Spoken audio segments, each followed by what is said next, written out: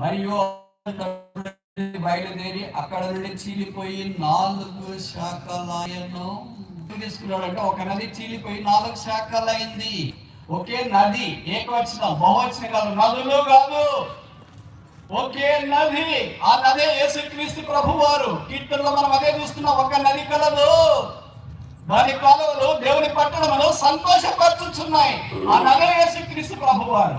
అది ఇక్కడ మొదటి 2 అధ్యాయాల్లో పాపము లేని జీవితం కనుక ఆ నది యేసుక్రీస్తు ప్రభువారు మనకు జ్ఞాపకం చేయబడుతుంది. ఆ నదిలో నుండే 4 కాలువలు ప్రవహిస్తున్నాయి. ఆ 4 కాలువలు లేకపోతే అది తోటగా కనపడదు, దాంట్లో అన్ని ఎండిపోతాయి.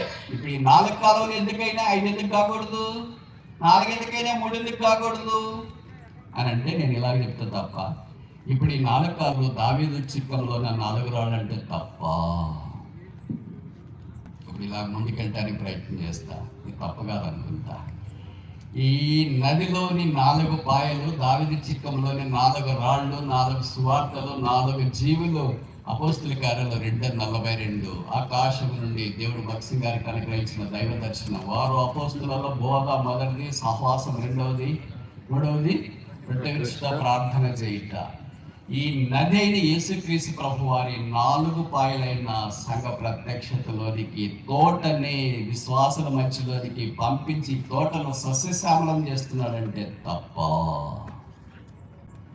ఇప్పుడు దావీదు చిక్కంలో ఉన్న 4 రాళ్ళే అపోస్తుల కార్యాలు 2:42 అంటే తప్ప.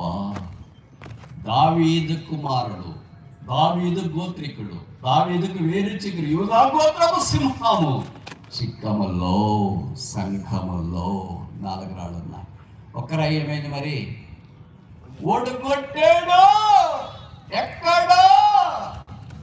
ఇప్పుడు మిమ్మల్ని తీసుకెళ్తే అక్కడికి యెరూషలేము కల్లంత దూరాన్ని, ఆ కల్వరి కొండ మీద లోకనాథుడు పాపమైన మనందరి పాపాలు భరించడానికి తను అప్పగించుకోవడానికి ఇష్టపడ్డాడు. అక్కడికి వచ్చాడు ఒక్కడు, పేరు సైతాను.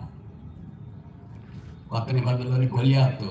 ఆ గొలియాతుని యేసుక్రీస్తు ప్రభువారు ప్రేమ అనే హస్తము ద్వారా, ప్రేమ అనే ఆ దైవ లక్షణము ద్వారా ఆ గొలియాతును ఓడించినట్లు కొలసీ పత్రికలో మనం చూస్తాం.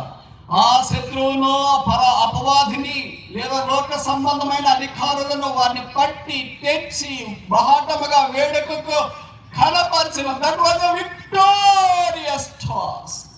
యేసు ప్రభు వారి యొక్క చిక్కములో కూడా 5 రాళ్ళు ఉంటే, ఒక్క రాత్రి కల్వరి కొండ మీద ఉన్న కల్వరి కొండ మీద యేసు మీద దాడి చేస్తున్న గొలియాతునే సాతానును యేసు ప్రభు వారు ఓడించాడు.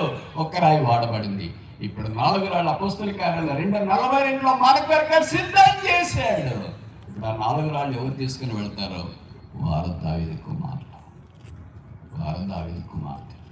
ఇప్పుడు ముందుకెళ్ళక మన ప్రశ్న ఏంటంటే, సియోన్లో ఆయన గుడారం ఉందంటే దేవుని మందిరము, దేవుని నివాసస్థలము, దైవ సంఘంలో మనం వస్తున్నప్పుడు ఈ 4 రాళ్ళు మన దగ్గర ఉన్నాయా? రక్షణ పొందినాము, మన స్థలాల్లో మనం ఉంటూ వచ్చినాము, కానీ భవిష్యత్తు పట్టింపు లేకుండా జీవిస్తున్నాము. కొంతమంది చిక్కంలో 3 రాళ్ళు ఉంటాయి, కొంతమంది చిక్కంలో 2 రాళ్ళు ఉంటాయి, కొంతమంది చిక్కంలో ఒకే రాయి ఉంటుంది. ఆ ఒక్క రాయి ఏమో తెలియదు, ప్రార్థన లేకపోతే అపస్తుల బోధ, సహవాసమో, రొట్టె విసుటో తెలియదు. కొంతమంది చిక్కం ఉంటుంది కానీ రాళ్లే ఉండవు.